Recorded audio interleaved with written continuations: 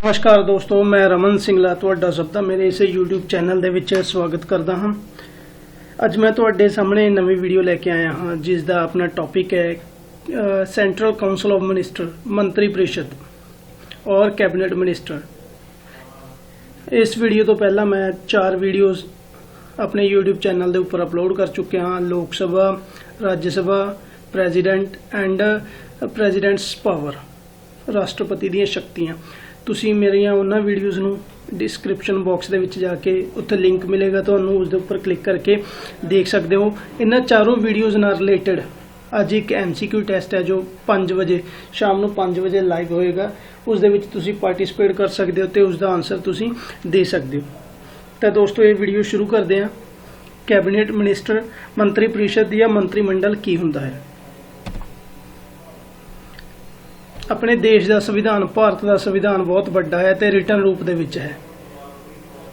ਤਾਂ ਇਸ ਜਗ੍ਹਾ ਤੇ ਇੱਕ ਕੁਐਸਚਨ ਪੁੱਟ ਕੀਤਾ ਜਾਂਦਾ ਹੈ, ਕਿਸੇ ਉਸ ਕੰਟਰੀ ਦਾ ਨਾਮ ਦੱਸੋ ਜਿਸ ਦਾ ਜੋ ਸੰਵਿਧਾਨ ਹੈ ਉਹ ਲਿਖਤੀ ਰੂਪ ਦੇ ਵਿੱਚ ਨਹੀਂ ਹੈ। ਕਿਸੇ ਦੇਸ਼ ਦਾ ਨਾਮ ਦੱਸੋ ਜਿਸ ਦਾ ਸੰਵਿਧਾਨ ਲਿਖਤੀ ਰੂਪ ਦੇ ਵਿੱਚ ਨਹੀਂ ਹੈ। ਤਾਂ ਜੋ ਨਿਊਜ਼ੀਲੈਂਡ, ਇਜ਼ਰਾਈਲ ਔਰ UK ਵਰਗੇ ਦੇਸ਼ ਨੇ, ਉਹਨਾਂ ਦਾ ਜੋ ਸੰਵਿਧਾਨ ਹੈ ਉਹ ਰਿਟਨ ਰੂਪ ਦੇ ਵਿੱਚ ਨਹੀਂ ਹੈ। ਭਾਰਤ ਦਾ ਸੰਵਿਧਾਨ ਹੈ ਜੋ ਉਹ ਰਿਟਨ ਰੂਪ ਦੇ ਵਿੱਚ ਹੈ ਤੇ ਕਾਫੀ ਜ਼ਿਆਦਾ ਲੈਂਥੀ ਹੈ। ਭਾਰਤ ਦੇ ਸੰਵਿਧਾਨ ਦੇ ਅਨੁਸਾਰ ਸੈਂਟਰ ਦੇ ਵਿੱਚ ਕਾਰਜਪਾਲਿਕਾ ਚਲਾਉਣ ਦੇ ਲਈ ਸੰਸਦ ਦਾ ਨਿਰਮਾਣ ਕੀਤਾ ਗਿਆ ਹੈ, ਜੋ ਕਿ ਆਰਟੀਕਲ 79 ਦੇ ਅਕੋਰਡਿੰਗ ਕੀਤਾ ਗਿਆ ਹੈ। ਭਾਰਤ ਦੇ ਵਿੱਚ ਇੱਕ ਪਾਰਲੀਮੈਂਟਰੀ ਸਿਸਟਮ ਹੈ ਜਿਸ ਨੂੰ ਚਲਾਉਣ ਦੇ ਲਈ ਜੋ ਮੁੱਖ ਹੈੱਡ ਹੈ, ਜੋ ਉਸ ਦਾ ਮੁੱਖ ਹੈੱਡ ਹੈ ਉਹ ਹੈ ਪ੍ਰੈਜ਼ੀਡੈਂਟ। ਪ੍ਰੈਜ਼ੀਡੈਂਟ ਨੂੰ ਆਰਟੀਕਲ 52 ਦੇ ਤਹਿਤ ਕਨਸਟੀਟਿਊਸ਼ਨ, ਸੰਵਿਧਾਨ ਦੇ ਆਰਟੀਕਲ 52 ਦੇ ਤਹਿਤ ਇੱਕ ਰਾਸ਼ਟਰਪਤੀ ਪਦ ਹੁੰਦਾ ਹੈ ਤੇ ਰਾਸ਼ਟਰਪਤੀ ਨੂੰ ਇੱਕ ਹੈੱਡ ਦੇ ਤੌਰ ਦੇ ਉੱਤੇ ਮੰਨਿਆ ਜਾਂਦਾ ਹੈ। ਉਹ ਆਪਣੀਆਂ ਸ਼ਕਤੀਆਂ ਦਾ ਪ੍ਰਯੋਗ ਦੇਸ਼ ਦੇ ਵਿੱਚ ਹੋਣ ਵਾਲੇ ਕੰਮਾਂ ਦੇ ਲਈ ਯੂਜ਼ ਕਰਦਾ ਹੈ, ਪਰ ਮੁੱਖ ਤੌਰ ਤੇ ਰਾਸ਼ਟਰਪਤੀ ਆਪਣੀਆਂ ਸ਼ਕਤੀਆਂ ਦਾ ਪ੍ਰਯੋਗ ਖੁਦ ਨਹੀਂ ਬਲਕਿ ਕਿਸੇ ਦੀ ਸਹਾਇਤਾ ਦੇ ਨਾਲ ਕਰਦਾ ਹੈ। ਰਾਸ਼ਟਰਪਤੀ ਨੂੰ ਇੱਕ ਐਜ਼ ਏ ਸਿੰਬੋਲਿਕ ਹੈੱਡ ਦੇ ਤੌਰ ਦੇ ਉੱਪਰ ਦੇਖਿਆ ਜਾਂਦਾ ਹੈ, ਪਰ ਉਹ ਆਪਣੀਆਂ ਸ਼ਕਤੀਆਂ ਦਾ ਵਧੇਰੇ ਉਪਯੋਗ ਹੈ ਜੋ ਕਿਸੇ ਦੀ ਹੈਲਪ ਦੇ ਨਾਲ ਕਰਦਾ ਹੈ। ਰਾਸ਼ਟਰਪਤੀ ਨੂੰ ਆਪਣੀਆਂ ਇੰਨੀਆਂ ਸ਼ਕਤੀਆਂ ਦਾ ਪ੍ਰਯੋਗ ਕਰਨ ਦੇ ਲਈ ਕੁਝ ਮੈਂਬਰਸ ਨੇ, ਉਹਨਾਂ ਦੀ ਜ਼ਰੂਰਤ ਹੁੰਦੀ ਹੈ। ਤਾਂ ਰਾਸ਼ਟਰਪਤੀ ਆਰਟੀਕਲ 74 ਦੇ ਤਹਿਤ ਸੈਂਟਰਲ ਕਾਉਂਸਲ ਆਫ ਮਿਨਿਸਟਰ, ਮੰਤਰੀ ਪ੍ਰੀਸ਼ਦ ਦਾ ਗਠਨ ਕਰਦਾ ਹੈ ਅਤੇ ਆਰਟੀਕਲ 75 ਦੇ ਤਹਿਤ ਪ੍ਰਧਾਨ ਮੰਤਰੀ ਦੀ ਨਿਯੁਕਤੀ ਕਰਦਾ ਹੈ, ਪ੍ਰਾਈਮ ਮਿਨਿਸਟਰ ਦੀ ਨਿਯੁਕਤੀ ਕਰਦਾ ਹੈ। ਅਤੇ ਇਹਨਾਂ ਮੈਂਬਰਸ ਦੀ ਹੈਲਪ ਦੇ ਨਾਲ ਹੀ ਰਾਸ਼ਟਰਪਤੀ ਹੈ ਜੋ ਆਪਣੇ ਜੋ ਡਿਊਟੀਜ਼ ਨੇ, ਆਪਣੀਆਂ ਪਾਵਰਸ ਨੇ, ਉਹਨਾਂ ਦੀ ਵਰਤੋਂ ਕਰਦਾ ਹੈ। ਰਾਸ਼ਟਰਪਤੀ ਨੂੰ ਆਪਣੀ ਸ਼ਕਤੀਆਂ ਦੀ ਵਰਤੋਂ ਕਰਨ ਦੇ ਲਈ ਕੁਝ ਮੈਂਬਰਸ ਦੀ ਜ਼ਰੂਰਤ ਹੁੰਦੀ ਹੈ, ਤਾਂ ਉਹ ਆਰਟੀਕਲ 74 ਅਤੇ 75 ਦੇ ਤਹਿਤ ਪ੍ਰਧਾਨ ਮੰਤਰੀ ਅਤੇ ਮੰਤਰੀ ਪ੍ਰੀਸ਼ਦ ਦਾ ਗਠਨ ਕਰਦਾ ਹੈ। ਰਾਸ਼ਟਰਪਤੀ ਪ੍ਰਧਾਨ ਮੰਤਰੀ ਦੀ ਸਲਾਹ ਦੇ ਨਾਲ, ਉਸ ਦੀ ਹੈਲਪ ਦੇ ਨਾਲ ਹੀ ਜੋ ਮੰਤਰੀ ਪ੍ਰੀਸ਼ਦ ਹੈ ਉਸ ਦਾ ਨਿਰਮਾਣ ਕਰਦਾ ਹੈ, ਉਸ ਦਾ ਗਠਨ ਕਰਦਾ ਹੈ। ਰਾਸ਼ਟਰਪਤੀ ਆਪਣੀ ਮਰਜ਼ੀ ਦੇ ਨਾਲ ਕਿਸੇ ਵੀ ਮੰਤਰੀ ਨੂੰ ਮੰਤਰੀ ਪ੍ਰੀਸ਼ਦ ਦੇ ਵਿੱਚ ਸ਼ਾਮਿਲ ਨਹੀਂ ਕਰਦਾ। ਉਹ ਇੱਕਮਾਤਰ ਤੌਰ ਦੇ ਉੱਤੇ ਜੋ ਪ੍ਰਾਈਮ ਮਿਨਿਸਟਰ ਜਾਂ ਪ੍ਰਧਾਨ ਮੰਤਰੀ ਉਸ ਨੂੰ ਸਲਾਹ ਦਿੰਦਾ ਹੈ ਜਾਂ ਸੁਜੈਸਟ ਕਰਦਾ ਹੈ, ਸਿਰਫ ਉਸ ਮੈਂਬਰ ਨੂੰ ਹੀ ਮੰਤਰੀ ਪ੍ਰੀਸ਼ਦ ਦਾ ਮੈਂਬਰ ਬਣਾਉਂਦਾ ਹੈ। ਤਾਂ ਇਸ ਜਗ੍ਹਾ ਤੇ ਅਸੀਂ ਦੇਖਦੇ ਹਾਂ ਕਿ ਜੋ ਪ੍ਰੈਜ਼ੀਡੈਂਟ ਹੈ, ਰਾਸ਼ਟਰਪਤੀ ਹੈ, ਇੱਕ ਨਾਮ ਮਾਤਰ ਦਾ ਹੈੱਡ ਹੁੰਦਾ ਹੈ ਤੇ ਜੋ ਐਕਚੁਅਲ ਸ਼ਕਤੀਆਂ ਹੁੰਦੀਆਂ ਨੇ, ਅਸਲ ਦੇ ਵਿੱਚ ਜੋ ਸ਼ਕਤੀਆਂ ਹੁੰਦੀਆਂ ਨੇ, ਐਕਚੁਅਲ ਹੈੱਡ ਹੁੰਦਾ ਹੈ ਉਹ ਪ੍ਰਧਾਨ ਮੰਤਰੀ ਹੁੰਦਾ ਹੈ। ਕਿਉਂਕਿ ਕਿਸੇ ਵੀ ਤਰੀਕੇ ਦੀ ਜੋ ਅਪੁਆਇੰਟਮੈਂਟ ਹੈ, ਇਹਨਾਂ ਮੈਂਬਰਸ ਦੀ ਅਪੁਆਇੰਟਮੈਂਟ ਹੈ, ਉਹ ਪ੍ਰਧਾਨ ਮੰਤਰੀ ਦੇ ਕਹਿਣ ਤੇ ਹੀ ਹੁੰਦੀ ਹੈ। ਤਾਂ ਦੇਖਦੇ ਹਾਂ ਅਪੁਆਇੰਟਮੈਂਟ ਹੈ ਜੋ ਇਹਨਾਂ ਮੈਂਬਰਸ ਦੀ ਅਪੁਆਇੰਟਮੈਂਟ ਹੈ ਮੁੱਖ ਤੌਰ ਤੇ ਰਾਸ਼ਟਰਪਤੀ ਦੁਆਰਾ ਕੀਤੀ ਜਾਂਦੀ ਹੈ, ਪਰ ਕਿਸ ਦੇ ਕਹਿਣ ਤੇ ਕੀਤੀ ਜਾਂਦੀ ਹੈ? ਤੇ ਉਹ ਹੈ ਪ੍ਰਧਾਨ ਮੰਤਰੀ ਦੇ ਕਹਿਣ ਦੇ ਉੱਪਰ ਹੀ ਜੋ ਰਾਸ਼ਟਰਪਤੀ ਹੈ ਇਹਨਾਂ ਮੰਤਰੀ ਪ੍ਰੀਸ਼ਦ ਦੇ ਮੈਂਬਰਾਂ ਦੀ ਚੋਣ ਕਰਦਾ ਹੈ। ਉਸ ਤੋਂ ਬਾਅਦ ਹੈ ਕੁਆਲੀਫਿਕੇਸ਼ਨ। ਮੰਤਰੀ ਪ੍ਰੀਸ਼ਦ ਦਾ ਮੈਂਬਰ ਹੋਣ ਦੇ ਲਈ ਕੀ ਯੋਗਤਾ ਹੋਣੀ ਜ਼ਰੂਰੀ ਹੈ? ਮੰਤਰੀ ਪ੍ਰੀਸ਼ਦ ਦਾ ਮੈਂਬਰ ਹੋਣ ਦੇ ਲਈ ਉਸ ਵਿਅਕਤੀ ਨੂੰ ਸੰਸਦ ਦੇ ਦੋਨੋਂ ਸਦਨਾਂ ਦੇ ਵਿੱਚੋਂ ਕਿਸੇ ਇੱਕ ਸਦਨ ਦਾ ਮੈਂਬਰ ਹੋਣਾ ਜ਼ਰੂਰੀ ਹੈ। ਚਾਹੇ ਉਹ ਲੋਕ ਸਭਾ ਦਾ ਮੈਂਬਰ ਹੋਵੇ, ਚਾਹੇ ਉਹ ਰਾਜ ਸਭਾ ਦਾ ਮੈਂਬਰ ਹੋਵੇ। ਅਗਰ ਉਹ ਦੋਨੋਂ ਸਦਨਾਂ ਦੇ ਵਿੱਚੋਂ ਕਿਸੇ ਇੱਕ ਸਦਨ ਦਾ ਮੈਂਬਰ ਹੈ ਤਾਂ ਉਹ ਮੰਤਰੀ ਪ੍ਰੀਸ਼ਦ ਦੇ ਮੈਂਬਰ ਬਣਨ ਦੇ ਯੋਗ ਹੈ। ਤਾਂ ਇਸ ਜਗ੍ਹਾ ਤੇ ਮੰਨ ਲਓ ਕੋਈ ਜੋ ਮੈਂਬਰ ਹੈ ਜੋ ਕਿ ਮੰਤਰੀ ਬਣਨ ਦੇ ਯੋਗ ਹੈ, ਪਰੰਤੂ ਉਹ ਚੁਣਾਵ ਦੇ ਵਿੱਚ ਹਾਰ ਜਾਂਦਾ ਹੈ, ਪਰ ਫਿਰ ਵੀ ਉਸ ਨੂੰ ਮੰਤਰੀ ਬਣਾ ਦਿੱਤਾ ਜਾਂਦਾ ਹੈ। ਇਹ ਕਿਸ ਤਰੀਕੇ ਨਾਲ ਹੁੰਦਾ ਹੈ? ਮੰਨ ਲਓ ਕੋਈ ਵੀ ਮੰਤਰੀ ਹੈ ਜੋ ਕਿ ਮੰਤਰੀ ਬਣਨ ਦੇ ਯੋਗ ਸੀ ਪਰ ਉਹ ਚੋਣਾਂ ਦੇ ਵਿੱਚ ਹਾਰ ਗਿਆ, ਤਾਂ ਉਸ ਨੂੰ ਫਿਰ ਵੀ ਮੰਤਰੀ ਬਣਾ ਦਿੱਤਾ ਜਾਂਦਾ ਹੈ, ਪਰ ਇੱਕ ਸ਼ਰਤ ਦੇ ਉੱਪਰ ਕਿ ਉਸ ਨੂੰ ਆਉਣ ਵਾਲੇ 6 ਮਹੀਨਿਆਂ ਦੇ ਵਿੱਚ ਆਪਣੇ ਆਪ ਨੂੰ ਕਿਸੇ ਨਾ ਕਿਸੇ ਇੱਕ ਮੈਂਬਰ ਦਾ ਜੋ ਕਿਸੇ ਨਾ ਕਿਸੇ ਇੱਕ ਸਦਨ ਦਾ ਮੈਂਬਰ ਬਣਾਉਣਾ ਜ਼ਰੂਰੀ ਹੈ।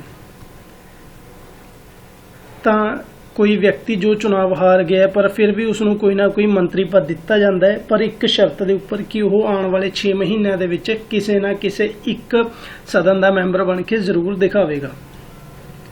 ਤਾਂ ਉਸ ਤੋਂ ਬਾਅਦ ਅੱਗੇ ਆਉਂਦਾ ਹੈ ਜੀ ਔਥ ਸੈਰੇਮਨੀ, ਸਹੁੰ ਚੁੱਕਣਾ। ਜੋ ਇਹ ਮੰਤਰੀ ਪਰਿਸ਼ਦ ਦੇ ਮੈਂਬਰ ਨੇ ਇਹ ਰਾਸ਼ਟਰਪਤੀ ਦੀ ਮੌਜੂਦਗੀ ਦੇ ਵਿੱਚ ਸਹੁੰ ਚੁੱਕਦੇ ਨੇ। ਇਹਨਾਂ ਜੋ ਸਹੁੰ ਚੁੱਕੀ ਜਾਂਦੀ ਹੈ ਉਹ ਰਾਸ਼ਟਰਪਤੀ ਦੀ ਮੌਜੂਦਗੀ ਦੇ ਵਿੱਚ ਚੱਕੀ ਜਾਂਦੀ ਹੈ, ਤੇ ਇਹ ਆਪਣਾ ਤਿਆਗ ਪੱਤਰ ਹੈ ਉਹ ਵੀ ਰਾਸ਼ਟਰਪਤੀ ਨੂੰ ਹੀ ਦਿੰਦੇ ਹਨ, ਪਰ ਇਹ ਤਿਆਗ ਪੱਤਰ ਪ੍ਰਧਾਨ ਮੰਤਰੀ ਦੇ ਕਹਿਣ ਤੇ ਹੀ ਦਿੱਤਾ ਜਾਂਦਾ ਹੈ।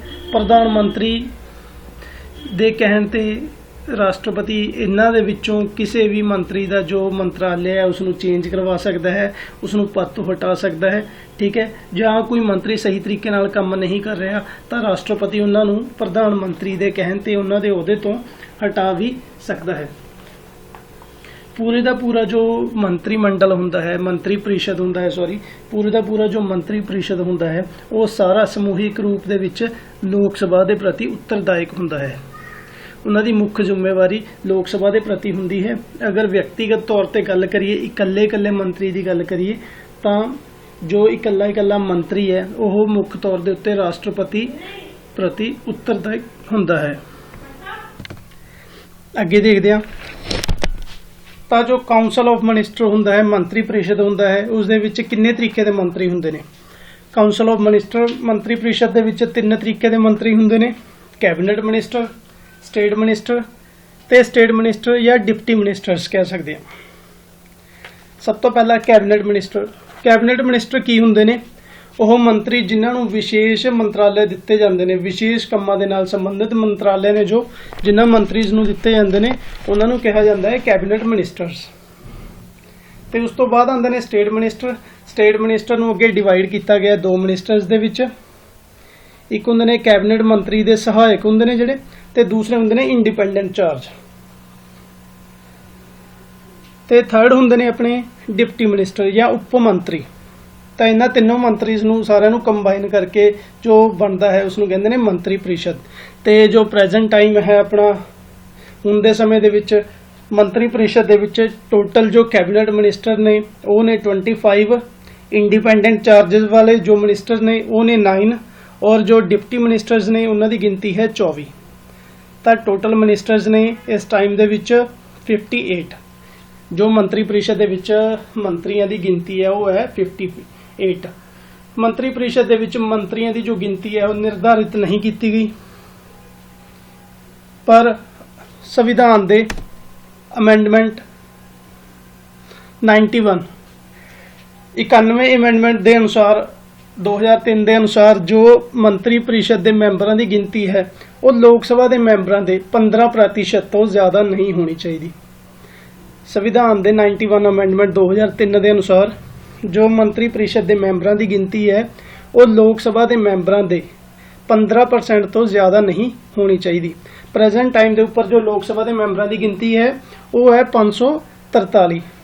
543 ਦੇ 15% ਤੋਂ ਜ਼ਿਆਦਾ ਹੈ ਜੋ ਇਹਨਾਂ ਦੀ ਮੰਤਰੀ ਪਰਿਸ਼ਦ ਦੇ ਮੈਂਬਰਾਂ ਦੀ ਗਿਣਤੀ ਨਹੀਂ ਹੋਣੀ ਚਾਹੀਦੀ। ਇਹ ਮੰਤਰੀ ਪਰਿਸ਼ਦ ਦੇ ਮੈਂਬਰਾਂ ਦੀ ਗਿਣਤੀ ਹੈ ਇਹ ਕੋਈ ਫਿਕਸ ਨਹੀਂ ਹੈ। ਇਹ ਮੰਤਰੀ ਪਰਿਸ਼ਦ ਦੇ ਮੈਂਬਰ ਨੇ ਜੋ ਸਰਕਾਰ ਹੈ ਆਪਣੀ ਹੈਲਪ ਦੇ ਲਈ ਇਹਨਾਂ ਨੂੰ ਨਿਯੁਕਤ ਕਰਦੀ ਹੈ। ਇਹਨਾਂ ਦੀ ਗਿਣਤੀ ਘੱਟ ਜਾਂ ਵੱਧ ਹੋ ਸਕਦੀ ਹੈ। ਇਹ ਸਿਰਫ ਸਰਕਾਰ ਦੀ ਸਹਾਇਤਾ ਦੇ ਲਈ ਨਿਯੁਕਤ ਕੀਤੇ ਜਾਂਦੇ ਹਨ। ਤਾਂ ਜੋ ਇਹ ਮੰਤਰੀ ਪਰਿਸ਼ਦ ਦੇ ਮੈਂਬਰ ਹੁੰਦੇ ਨੇ ਇਹਨਾਂ ਦੇ ਕੀ ਕੰਮ ਹੁੰਦੇ ਹਨ? ਮੰਤਰੀ ਪਰਿਸ਼ਦ ਦੇ ਜੋ ਮੰਤਰੀ ਹੁੰਦੇ ਨੇ ਉਹਨਾਂ ਦਾ ਮੁੱਖ ਕੰਮ ਕੀ ਹੁੰਦਾ ਹੈ? ਸਭ ਤੋਂ ਪਹਿਲਾਂ ਰਾਸ਼ਟਰਪਤੀ ਦੀ ਸਹਾਇਤਾ ਕਰਨਾ। ਜੋ ਇਹ ਮੰਤਰੀ ਪਰਿਸ਼ਦ ਦੇ ਮੰਤਰੀ ਹੁੰਦੇ ਨੇ ਰਾਸ਼ਟਰਪਤੀ ਦੀ ਸਹਾਇਤਾ ਕਰਦੇ ਨੇ ਦੇਸ਼ ਨੂੰ ਚਲਾਉਣ ਦੇ ਵਿੱਚ, ਦੇਸ਼ ਦੇ ਵਿੱਚ ਜੋ ਕੰਮ ਹੁੰਦੇ ਨੇ ਉਹਨਾਂ ਨੂੰ ਕਰਨ ਦੇ ਵਿੱਚ। Number 2 development work. ਦੇਸ਼ ਦੇ ਵਿੱਚ ਜਿਹੜੇ ਵੀ ਤਰੀਕੇ ਦੇ ਡਿਵੈਲਪਮੈਂਟ ਦੇ ਕੰਮ ਹੋ ਰਹੇ ਨੇ ਕਿਸੇ ਵੀ ਡਿਪਾਰਟਮੈਂਟ ਨੂੰ ਲੈ ਕੇ ਤਾਂ ਉਹ ਸਾਰੇ ਕੰਮ ਨੇ ਇਹਨਾਂ ਮੰਤਰੀਆਂ ਦੁਆਰਾ ਹੀ ਕੀਤੇ ਜਾਂਦੇ ਨੇ, ਕਿਉਂਕਿ ਇਹਨਾਂ ਮੰਤਰੀਆਂ ਨੂੰ ਬਹੁਤ ਸਾਰੇ ਵਿਭਾਗ ਦਿੱਤੇ ਜਾਂਦੇ ਨੇ, ਜਿਵੇਂ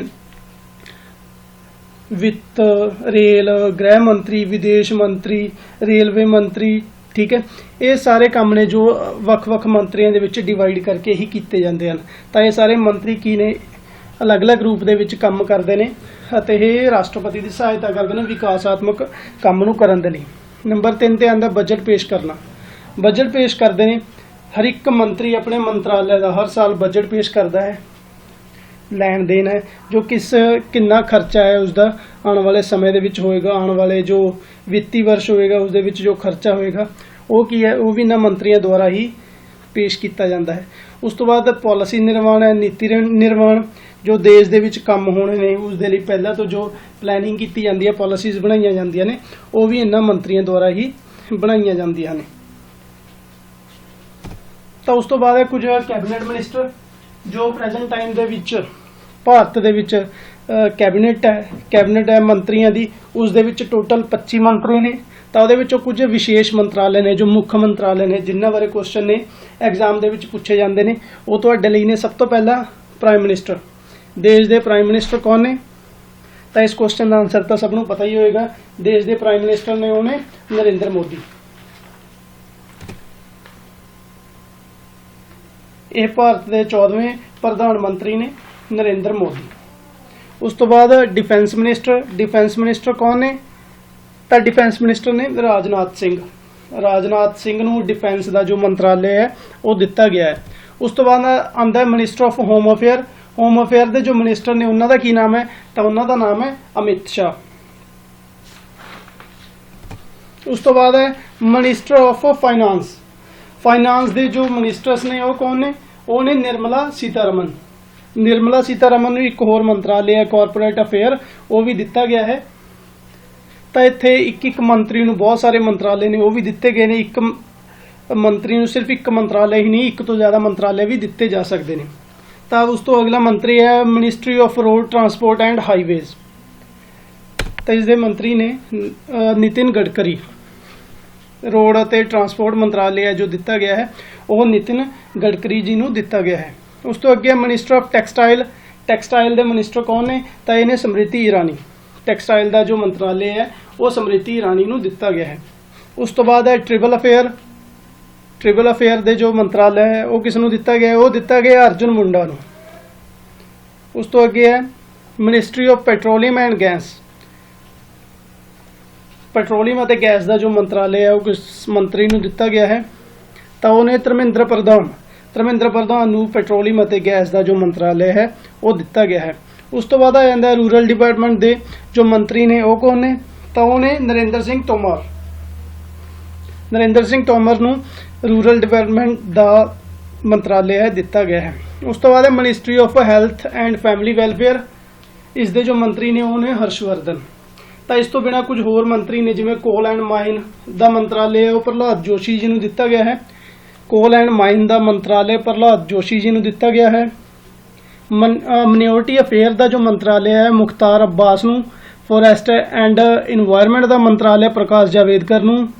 ਕਮਿਊਨੀਕੇਸ਼ਨ ਐਂਡ ਆਈਟੀ, ਕਮਿਊਨੀਕੇਸ਼ਨ ਔਰ ਆਈਟੀ ਦਾ ਜੋ ਮੰਤਰਾਲੇ ਹੈ ਉਹ ਰਵੀ ਸ਼ੰਕਰ ਨੂੰ ਦਿੱਤਾ ਗਿਆ ਹੈ। ਉਸ ਤੋਂ ਬਾਅਦ ਹੈ ਜੋ ਕਾਰਪੋਰੇਟ ਅਫੇਅਰ ਹੈ, ਮੈਂ ਤੁਹਾਨੂੰ ਪਹਿਲਾਂ ਦੱਸ ਚੁੱਕਿਆ, ਉਹ ਮੰਤਰਾਲੇ ਹੈ ਨਿਰਮਲਾ ਸੀਤਾਰਮਨ ਨੂੰ ਦਿੱਤਾ ਗਿਆ ਹੈ। ਤਾਂ ਇਹ ਜੋ ਕੁਝ ਵਿਸ਼ੇਸ਼ ਮੰਤਰਾਲੇ ਨੇ, ਮੁੱਖ ਮੰਤਰਾਲੇ ਨੇ, ਉਹਨਾਂ ਦੇ ਜੋ ਮੰਤਰੀ ਨੇ ਉਹਨਾਂ ਦੀ ਲਿਸਟ ਹੈ, ਤੁਸੀਂ ਇਸ ਦਾ ਸਕਰੀਨਸ਼ਾਟ ਲੈ ਕੇ ਰੱਖ ਸਕਦੇ ਹੋ। ਅੱਗੇ ਦੇਖਦੇ ਹਾਂ ਮੰਤਰੀ ਮੰਡਲ। ਬਹੁਤ ਵਾਰ ਕਨਫਿਊਜ਼ਨ ਹੁੰਦੀ ਹੈ ਮੰਤਰੀ ਮੰਡਲ ਔਰ ਮੰਤਰੀ ਪ੍ਰੀਸ਼ਦ ਦੇ ਵਿੱਚ, ਦੋਨਾਂ ਦੇ ਵਿੱਚ ਡਿਫਰੈਂਸ ਕੀ ਹੁੰਦਾ ਹੈ, ਮੰਤਰੀ ਮੰਡਲ ਕੀ ਹੁੰਦਾ ਹੈ ਔਰ ਮੰਤਰੀ ਪ੍ਰੀਸ਼ਦ ਕੀ ਹੁੰਦਾ ਹੈ। ਤਾਂ ਇਸ ਡਾਇਗਰਾਮ ਦੇ ਵਿੱਚ ਦਿਖਾਇਆ ਗਿਆ ਕਿ ਸੈਂਟਰ ਦੇ ਵਿੱਚ ਹੁੰਦਾ ਹੈ ਪ੍ਰਾਈਮ ਮਿਨਿਸਟਰ। ਪ੍ਰਾਈਮ ਮਿਨਿਸਟਰ ਕੀ ਹੈ? ਇਹ ਮੰਤਰੀ ਪ੍ਰੀਸ਼ਦ ਦਾ ਹੈੱਡ ਹੁੰਦਾ ਹੈ, ਜੋ ਕਿ ਇਹ ਸਾਰੇ ਮੰਤਰੀ ਪ੍ਰੀਸ਼ਦ ਨੂੰ ਚਲਾਉਂਦਾ ਹੈ। ਕਿਸ ਦੀ ਹੈਲਪ ਦੇ ਨਾਲ? ਪ੍ਰਾਈਮ ਮਿਨਿਸਟਰ ਦੀ ਹੈਲਪ, ਪ੍ਰੈਜ਼ੀਡੈਂਟ ਦੀ ਹੈਲਪ ਦੇ ਨਾਲ, ਜਾਂ ਕਹਿ ਲਓ ਪ੍ਰੈਜ਼ੀਡੈਂਟ ਹੈ ਪੂਰੇ ਦੇ ਪੂਰੇ ਮੰਤਰੀ ਪ੍ਰੀਸ਼ਦ ਨੂੰ ਰਨ ਕਰਦਾ ਹੈ, ਚਲਾਉਂਦਾ ਹੈ। ਕਿਸ ਦੀ ਹੈਲਪ ਦੇ ਨਾਲ? ਪ੍ਰਾਈਮ ਮਿਨਿਸਟਰ ਦੀ ਹੈਲਪ ਦੇ ਨਾਲ ਜਾਂ ਇਸ ਦੇ ਸੁਝਾਅ ਦੇ ਨਾਲ। ਤਾਂ ਜੋ ਇਹ ਮੰਤਰੀ ਪ੍ਰੀਸ਼ਦ ਹੁੰਦਾ ਹੈ, ਕਾਉਂਸਲ ਆਫ ਮਿਨਿਸਟਰਸ ਹੁੰਦੇ ਨੇ, ਇਹਨਾਂ ਦਾ ਜੋ ਹੈੱਡ ਹੁੰਦਾ ਹੈ ਉਹ ਹੁੰਦਾ ਹੈ ਪ੍ਰਾਈਮ ਮਿਨਿਸਟਰ। ਤਾਂ ਪ੍ਰਾਈਮ ਮਿਨਿਸਟਰ ਤੋਂ ਦੂਸਰਾ ਸਰਕਲ ਹੈ ਜੋ ਦਿਖਾਇਆ ਗਿਆ ਉਹ ਹੁੰਦੇ ਨੇ ਕੈਬਨਿਟ ਮਿਨਿਸਟਰ। ਗ੍ਰੀਨ ਕਲਰ ਦੇ ਵਿੱਚ ਜੋ ਦੋ ਸਰਕਲ ਨੇ ਜਿਸ ਦੇ ਵਿੱਚ ਪ੍ਰਾਈਮ ਮਿਨਿਸਟਰ ਆਉਂਦਾ ਹੈ ਔਰ ਕੈਬਨਿਟ ਮਿਨਿਸਟਰ ਆਉਂਦਾ ਹੈ। ਜਦੋਂ ਦੋਨਾਂ ਨੂੰ ਕੰਬਾਈਨ ਕੀਤਾ ਜਾਂਦਾ ਹੈ ਤਾਂ ਇਸ ਨੂੰ ਕਹਿੰਦੇ ਨੇ ਕੈਬਨਿਟ ਮਿਨਿਸਟਰ ਜਾਂ ਮੰਤਰੀ ਮੰਡਲ। ਮੰਤਰੀ ਮੰਡਲ ਦੇ ਵਿੱਚ ਸਿਰਫ ਪ੍ਰਧਾਨ ਮੰਤਰੀ ਔਰ ਕੈਬਨਿਟ ਮਿਨਿਸਟਰ ਹੀ ਹੁੰਦੇ ਹਨ, ਜਦੋਂ ਕਿ ਮੰਤਰੀ ਪਰਿਸ਼ਦ ਦੇ ਵਿੱਚ ਇਹ ਚਾਰੋਂ prime minister, cabinet minister, independent charge ਔਰ ਡਿਪਟੀ ਮਿਨਿਸਟਰ, ਇਹ ਚਾਰੋਂ ਮੰਤਰੀ ਪਰਿਸ਼ਦ ਦੇ ਵਿੱਚ ਹੁੰਦੇ ਹਨ। ਅਗਰ ਗੱਲ ਕਰੀਏ ਕੈਬਨਿਟ ਮਿਨਿਸਟਰੀ ਦੀ ਜਾਂ ਮੰਤਰੀ ਮੰਡਲ ਦੀ ਤਾਂ ਉਸ ਦੇ ਵਿੱਚ ਸਿਰਫ ਪ੍ਰਧਾਨ ਮੰਤਰੀ ਤੇ ਕੈਬਨਿਟ ਮਿਨਿਸਟਰ ਹੀ ਹੁੰਦੇ ਹਨ। ਜੋ ਕੈਬਨਿਟ ਮਿਨਿਸਟਰ ਹੁੰਦਾ ਹੈ ਉਹ ਜ਼ਿਆਦਾ ਸ਼ਕਤੀਸ਼ਾਲੀ ਹੁੰਦਾ ਹੈ ਅਤੇ ਇਸ ਦੇ ਵਿੱਚ ਜੋ ਮੈਂਬਰਾਂ ਦੀ ਗਿਣਤੀ ਹੈ ਉਹ ਘੱਟ ਹੁੰਦੀ ਹੈ। ਅਗਰ ਗੱਲ ਕਰੀਏ ਮੰਤਰੀ ਪਰਿਸ਼ਦ ਦੀ ਤਾਂ ਮੰਤਰੀ ਪਰਿਸ਼ਦ ਦੇ ਵਿੱਚ ਮੰਤਰੀਆਂ ਦੀ ਗਿਣਤੀ ਹੈ ਉਹ ਜ਼ਿਆਦਾ ਹੁੰਦੀ ਹੈ ਤੇ ਉਸ ਦੀ ਸ਼ਕਤੀ ਕੀ ਹੈ, ਘੱਟ ਹੁੰਦੀ ਹੈ as compare to cabinet ministry. ਜੋ ਮੰਤਰੀ ਪਰਿਸ਼ਦ ਹੈ, ਮੰਤਰੀ ਪਰਿਸ਼ਦ ਨੂੰ ਕਨਸਟੀਟਿਊਸ਼ਨ ਸੰਵਿਧਾਨ ਦੇ ਅਨੁਛੇਦ 74 ਅਤੇ 75 ਦੁਆਰਾ ਬਣਾਇਆ ਗਿਆ ਹੈ। ਸੰਵਿਧਾਨ ਦੇ ਅਨੁਛੇਦ 74 ਦੇ ਵਿੱਚ ਕੈਬਨਿਟ ਮਿਨਿਸਟਰੀ ਤੇ ਸੰਵਿਧਾਨ 75 ਦੇ ਵਿੱਚ ਪ੍ਰਾਈਮ ਮਿਨਿਸਟਰ ਦੀ ਤਹਿਤ ਦੀ ਨਿਯੁਕਤੀ ਕੀਤੀ ਜਾਂਦੀ ਹੈ। ਪਰੰਤੂ ਜੋ ਮੰਤਰੀ ਮੰਡਲ ਹੈ ਉਸ ਦੇ ਨਿਰਮਾਣ ਬਾਰੇ ਜੋ ਕੁਝ ਵੀ ਹੈ ਉਹ ਸਟਾਰਟਿੰਗ ਦੇ ਵਿੱਚ ਕਨਸਟੀਟਿਊਸ਼ਨ ਦੇ ਸਟਾਰਟਿੰਗ ਦੇ ਵਿੱਚ ਬਿਲਕੁਲ ਸਟਾਰਟਿੰਗ ਦੇ ਵਿੱਚ ਨਹੀਂ ਦੱਸਿਆ ਗਿਆ ਸੀ। ਤਾਂ ਜੋ ਮੰਤਰੀ ਮੰਡਲ ਦੀ ਚੋਣ ਹੈ ਉਹ ਅਮੈਂਡਮੈਂਟ 44ਵੇਂ ਸੰਵਿਧਾਨ ਸੰਸ਼ੋਧਨ ਦੇ ਅਨੁਸਾਰ ਹੀ ਕੀਤੀ ਜਾਂਦੀ ਹੈ। 44ਵੇਂ ਸੰਵਿਧਾਨ ਅਮੈਂਡਮੈਂਟ ਤੋਂ ਬਾਅਦ ਹੀ ਮੰਤਰੀ ਮੰਡਲ ਦੀ ਹੈ ਜਿਹੜੀ ਚੋਣ ਕੀਤੀ ਜਾਣ ਲੱਗੀ। ਉਸ ਤੋਂ ਪਹਿਲਾਂ ਮੰਤਰੀ ਮੰਡਲ ਦੀ ਚੋਣ ਹੈ ਉਸ ਦਾ ਵੇਰਵਾ ਸੀਗਾ ਜੋ ਸੰਵਿਧਾਨ ਦੇ ਵਿੱਚ ਨਹੀਂ ਸੀ। ਤਾਂ ਆਪਾਂ ਨੇ ਪੜ੍ਹਿਆ ਜੋ ਮੰਤਰੀ ਪਰਿਸ਼ਦ ਹੁੰਦਾ ਹੈ ਉਹ ਘੱਟ ਸ਼ਕਤੀਸ਼ਾਲੀ ਹੁੰਦਾ ਹੈ ਅਤੇ ਉਸ ਦੇ ਮੈਂਬਰਾਂ ਦੀ ਗਿਣਤੀ ਹੈ ਬਹੁਤ ਜ਼ਿਆਦਾ ਹੁੰਦੀ ਹੈ। ਅਗਰ ਗੱਲ ਕਰੀਏ ਮੰਤਰੀ ਮੰਡਲ ਦੀ ਤਾਂ ਉਹ ਸਾਈਜ਼ ਦੇ ਵਿੱਚ ਛੋਟਾ ਹੁੰਦਾ ਹੈ ਅਤੇ ਉਸ ਦੇ ਮੈਂਬਰਾਂ ਦੀ ਗਿਣਤੀ ਹੈ ਉਹ ਵੀ ਮੈਂਬਰਾਂ ਦੀ ਗਿਣਤੀ ਘੱਟ ਹੁੰਦੀ ਹੈ ਤੇ ਬਹੁਤ ਜ਼ਿਆਦਾ ਸ਼ਕਤੀਸ਼ਾਲੀ ਹੁੰਦਾ ਹੈ। ਇਸ ਦੇ ਵਿੱਚ ਆਪਾਂ ਨੇ ਪੜ੍ਹਿਆ ਕੈਬਨਿਟ ਮਿਨਿਸਟਰ ਜੋ ਕਿ ਜਿਨ੍ਹਾਂ ਨੂੰ ਮੁੱਖ ਮੰਤਰਾਲੇ ਦਿੱਤੇ ਜਾਂਦੇ ਨੇ ਬਹੁਤ ਵਿਸ਼ੇਸ਼ ਕੰਮ ਕਰਦੇ ਨੇ, ਤੇ ਜੋ ਇੰਡੀਪੈਂਡੈਂਟ ਚਾਰਜ ਹੁੰਦੇ ਨੇ ਉਹ ਰਿਸਪੌਂਸੀਬਲ ਨਹੀਂ ਹੁੰਦੇ, ਉਹ ਕਿਸੇ ਵੀ ਤਰੀਕੇ ਨਾਲ ਕੈਬਨਿਟ ਮਿਨਿਸਟਰ ਨੂੰ ਜਵਾਬ ਦੇਣ ਦੇ ਉੱਤਰਦਾਇਕ ਨਹੀਂ ਹੁੰਦੇ। ਪਰ ਗੱਲ ਕਰੀਏ ਅਗਰ ਡਿਪਟੀ ਮਿਨਿਸਟਰ ਦੀ ਤਾਂ ਡਿਪਟੀ ਮਿਨਿਸਟਰ ਨੇ ਜਿਹੜੇ ਉਹ ਕੈਬਨਿਟ ਮਿਨਿਸਟਰ ਦੀ ਸਲਾਹ ਦੇ ਉੱਪਰ ਹੀ ਕੰਮ ਕਰਦੇ ਨੇ। ਪ੍ਰਾਈਮ ਮਿਨਿਸਟਰ ਦੀ ਸਲਾਹ ਦੇ ਉੱਪਰ ਕੈਬਨਿਟ ਮਿਨਿਸਟਰ ਕੰਮ ਕਰਦੇ ਨੇ ਅਤੇ ਕੈਬਨਿਟ ਮਿਨਿਸਟਰ ਦੀ ਸਲਾਹ ਦੇ ਉੱਪਰ ਡਿਪਟੀ ਮਿਨਿਸਟਰ ਕੰਮ ਕਰਦੇ ਨੇ। ਪਰੰਤੂ ਜੋ ਇੰਡੀਪੈਂਡੈਂਟ ਚਾਰਜ ਹੁੰਦੇ ਨੇ ਉਹ ਕੈਬਨਿਟ ਮਿਨਿਸਟਰ ਨੂੰ ਜਵਾਬਦੇਹ ਨਹੀਂ ਹੁੰਦੇ, ਉਹ ਜਵਾਬਦੇਹ ਹੁੰਦੇ ਨੇ ਪ੍ਰਾਈਮ ਮਿਨਿਸਟਰ ਨੂੰ। ਤਾਂ ਇਹ ਸੀਗਾ ਮੰਤਰੀ ਪਰਿਸ਼ਦ ਔਰ ਮੰਤਰੀ ਮੰਡਲ, cabinet ministry and council of minister, ਜਿਨ੍ਹਾਂ ਨੂੰ ਅਸੀਂ ਸਰਕਾਰ ਕਹਿ ਦਿੰਦੇ ਹਾਂ, ਉਹਨਾਂ ਦੋਨਾਂ ਦੇ ਵਿੱਚ ਡਿਫਰੈਂਸ। ਆਈ ਹੋਪ ਤੁਹਾਨੂੰ ਇਹ ਮੇਰੀ ਵੀਡੀਓ ਵਧੀਆ ਲੱਗੀ ਹੋਏਗੀ। ਅਗਰ ਵੀਡੀਓ ਵਧੀਆ ਲੱਗੀ ਤਾਂ ਵੀਡੀਓ ਨੂੰ ਲਾਈਕ ਜ਼ਰੂਰ ਕਰੋ, ਸ਼ੇਅਰ ਜ਼ਰੂਰ ਕਰੋ ਅਤੇ ਕਮੈਂਟ ਕਰਕੇ ਜ਼ਰੂਰ ਦੱਸੋ। ਅੱਜ ਸ਼ਾਮ ਨੂੰ 5 ਵਜੇ ਮੈਂ ਤੁਹਾਡੇ ਨਾਲ ਪਾਰਲੀਮੈਂਟ ਸੰਸਦ ਦੇ ਨਾਲ ਸੰਬੰਧਿਤ ਕੁਝ MCQ ਨੇ ਉਹਨਾਂ ਦਾ ਲਾਈਵ ਇੱਕ ਲੈਕਚਰ ਹੈ ਜੋ ਤੁਹਾਡੇ ਨਾਲ ਸਾਂਝਾ ਕਰਾਂਗਾ। ਤਾਂ ਜੋ ਵੀ ਮੇਰੇ ਫਰੈਂਡਸ ਇਸ ਦੇ ਵਿੱਚ ਪਾਰਟਿਸਿਪੇਟ ਕਰਨਾ ਚਾਹੁੰਦੇ ਨੇ ਉਹ ਬਿਲਕੁਲ ਸ਼ਾਮ ਨੂੰ 5 ਵਜੇ ਮੇਰੇ ਚੈਨਲ ਦੇ ਉੱਪਰ ਲਾਈਵ ਹੋ ਕੇ ਉਹਨਾਂ ਕੁਐਸਚਨਸ ਦੇ ਆਨਸਰ ਦੇ ਸਕਦੇ ਨੇ। ਥੈਂਕ ਯੂ ਜੀ।